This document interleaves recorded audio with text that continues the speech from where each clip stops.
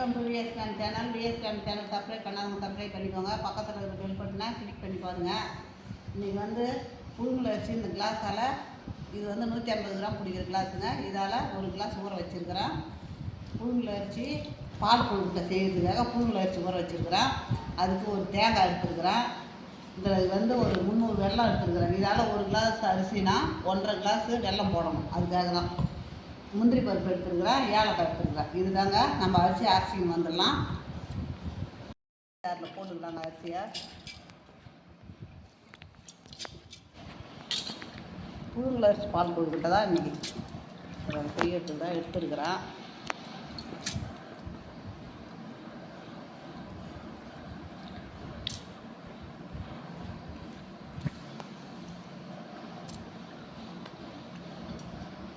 நம்ம அரைச்சின்னு வந்துடுறேங்க. நைஸாக அரைக்கணுங்க. இப்போ இதில் மாற்றிக்கலாம். ஒரு பவுலில் இவ்வளோ நைஸாக இருக்கணும். அப்போ தான் நம்ம மணி மணியாக உருட்டுறதுக்கு மாவை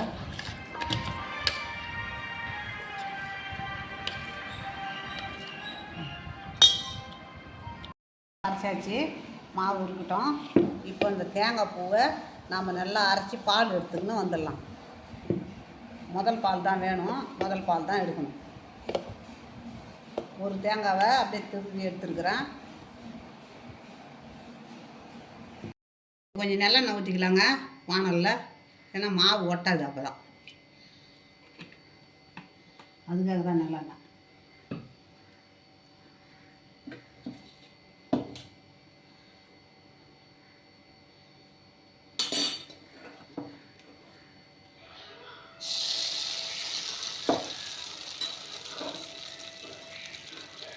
வானலில் போட்டு சுற்றிக்கலாம்.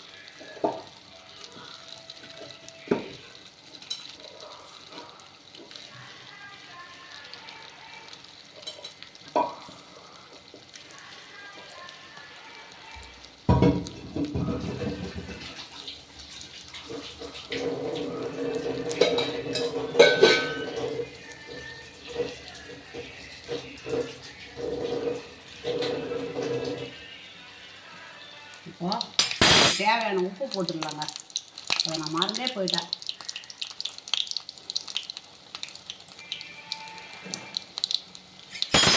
இதுக்கு தேவையான உப்பு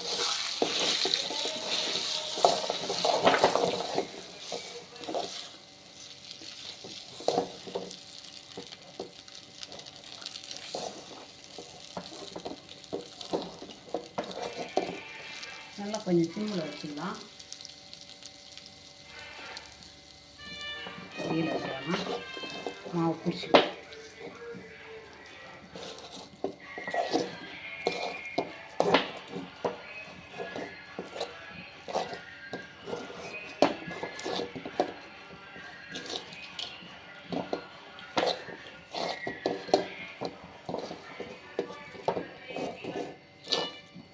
வாசனையாக வச்சு நல்லெண்ணெய் போடலாம்.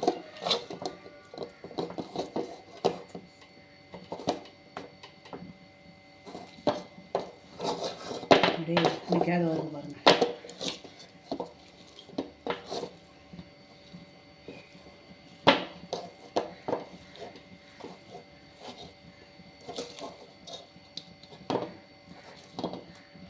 அதை எடுத்து இப்படி பாருங்க.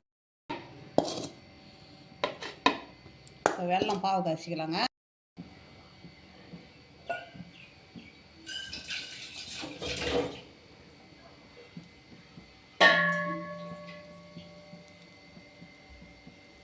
ஏற்கனவே சொன்னேன்ல 1.5 கிளாஸ் வெல்லங்க.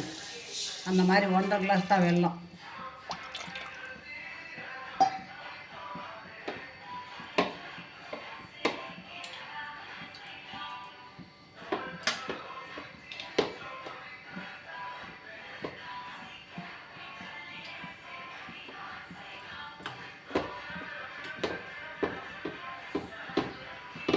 மாவு இப்போது இந்த 1.5 கிளாஸ் வெல்லத்தை அதில் கொட்டிக்கலாம். பாருங்க, இந்த மாதிரி சின்ன உண்டையாகவும் போட்டுக்கலாம், நம்ம பெருசாகவும் போட்டுக்கலாம். அது நம்ம சௌகரியம் தான்.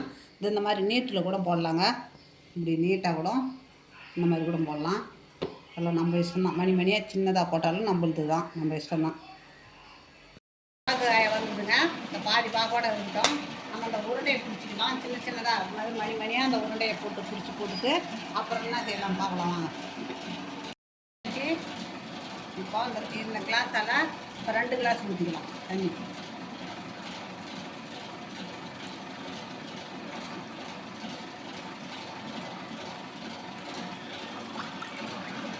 ரெண்டு கிளாஸ் தண்ணி அது கொதிக்கட்டும்.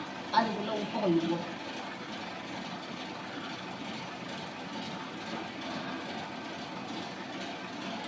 கொதிக்கிட்டோங்க. தண்ணி கொச்சிருதுங்க. இப்போ நம்ம இதை உருட்டி வச்சு தான் போட்டுக்கலாம்.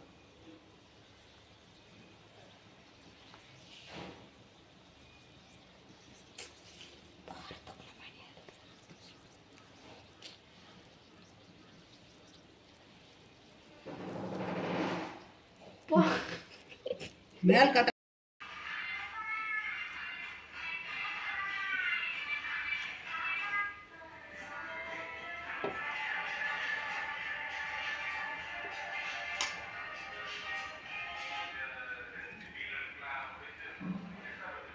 இப்போ போட்டாச்சு. இப்போ கொஞ்சமாக மாவு எடுத்து வச்சுருக்குறேங்க கரைச்சி கொடுத்துறதுக்கு. அதில் இந்த பாருங்க, இந்த மாவு தான். அது நல்லா கொதிக்கிட்டோம். கொஞ்சம் ஊற்றிருக்குறேங்க. இப்போ மாவு ஊற்றின பிறகு எப்படி இருக்கு பாருங்க. இன்னும் கொஞ்சம் வேகட்டும். நம்ம சிம்மில் வச்சுக்கலாம். இப்போ கரண்டி அடுப்பில் வச்சு நம்ம எண்ணெயை ஊற்றிக்கலாம்.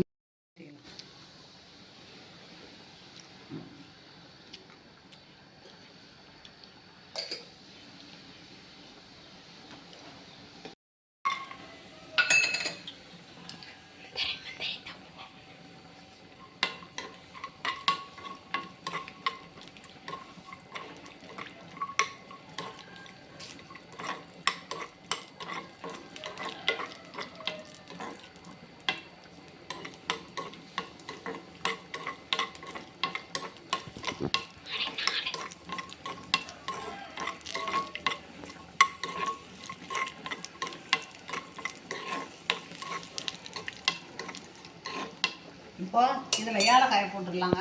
ஏலக்காய் தோலை போட்டுடலாம்.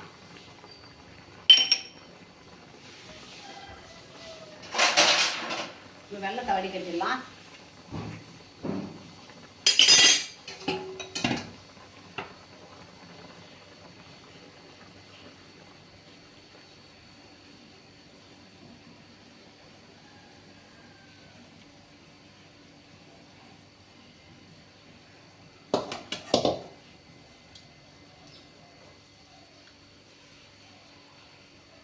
இந்த தூசெல்லாம் கண்ணை அடைக்குது, அதுக்காக தொலைக்கலாம்.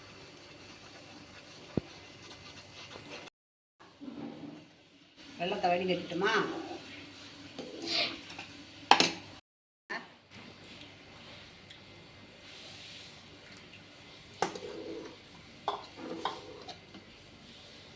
பாருங்க எவ்வளோ சூப்பராக இருக்குது பாருங்க.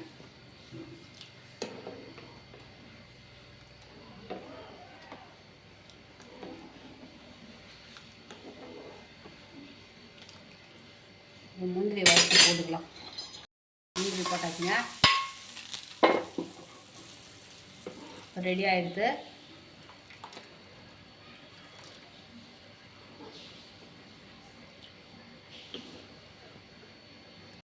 கொழுக்கட்டை ரெடி ஆகிடுதுங்க. இப்போ இந்த கொழுக்கட்டை உங்களுக்கு பிடிச்சிருந்ததுன்னா எனக்கு லைக் பண்ணுங்கள், கமெண்ட் பண்ணுங்கள், சப்ஸ்கிரைபர் பண்ணுங்கள்.